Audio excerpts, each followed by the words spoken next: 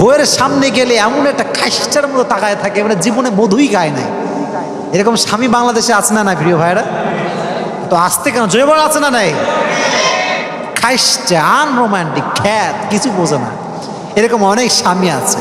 তো যখন স্ত্রীকে কেউ জিজ্ঞেস করে যে বাবা তোমার স্বামী কেমন, শালা একটা বদমাইশ, সরাসরি বদমাইশ, দুই চোখের বিষ মনে করে।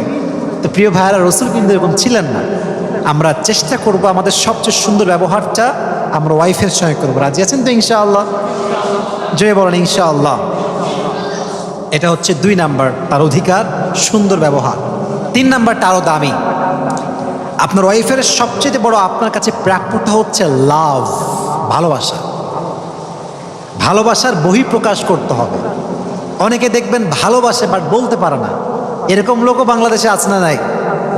আমাদের উচিত ভালোবাসার প্রকাশ ঘটানো। এটা হাদিস শোনেন, বিজি বলেছেন, যখন